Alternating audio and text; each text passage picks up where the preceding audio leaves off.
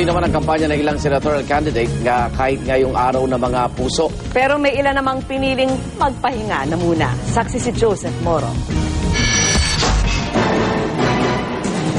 Sa pagsama ng presidente sa Laguna sa Team Pinoy, masigasigap pagkampanya ni Pangulong Noynoy Aquino sa kanilang mga pambato sa Senado. Yan ay kahit pa 6 lamang ang sumama, sina Bam Aquino, Sonny Angara, Risa Ontiveros, Jambi Madrigal, Roman Magsaysay Jr. at Grace Poe. Nakasalalay po sa resulta ng darating na halalan ang pagpapatuloy ng ating mga reforma. Kung sa tingin nyo, tama ang direksyon tinutungo natin, tulungan ninyo kami patibayin pa ang pundasyon ng matuwid na pamamahala. Kahit kulang ang slate, hindi naman daw ito nakikita ang problema ng campaign manager ng Team Pinoy. Dahil sa hindi mo maiwasan na yung iba, mayroong kausap yung mga supporters.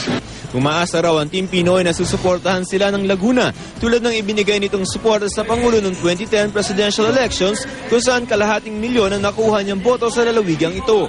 May mensahe rin ang Pangulo sa common candidates ng Team Pinoy at United Nationalist Alliance o UNA. Ang usapan namin kailangan klaro, no, na hindi ba parang pananaw namin yung kabilang grupo medyo lahat yata ng kulay lahat ng kulay, lahat ng direksyon ay nandun na.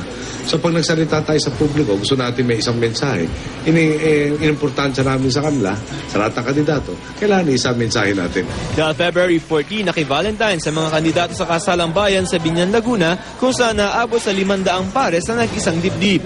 Ang Pangulo natanong tuloy sa kanyang pagiging single pa rin. Pagbalik ko mamaya, maghahanap ako ng makausap mamayang gabi para hindi naman magsawa si Joshua, kami dalawa lang nag-uusap. So meron po kayong niyayang mag-date, sir? Baka naman sumubok na lang tayo sa internet. Ang mga kandidato naman ng Democratic Party of the Philippines sa sina Greco Belhica, Baldomero Falcone at Christian Señeres nangampanya sa Rizal Park sa Maynila. Sa Maynila rin nanuyo si Teddy Casino, namigay siya ng mga stuffed teddy bear sa mga pasyente sa orthopedic hospital. Umikot naman sa Pampanga si Brother Eddie Villanueva ng Bangon Pilipinas. Habang ang independent candidate na si Edward Hagedorn naging abala sa Palawan.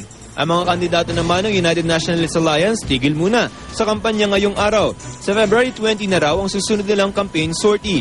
Wala ring kampanya ngayong Valentine's Day ang iba pang kandidato sa pagkasenador. Araw man ng mga puso, tuloy lang sa paghanda ang COMELEC. Kanina inilabas na ng COMELEC Anbank ang pirmadong resolusyon para sa absentee voting ng mga taga-media na on duty sa eleksyon. Isasagawa ito sa April 28, 29 at 30. Dagdag sila sa mga pulis, sundalo at mga guro na kung on duty ay pwedeng maging absentee voter bukod pa sa mga Pilipinong nasa labas ng bansa. Ako si Joseph Morong, ang inyong saksi.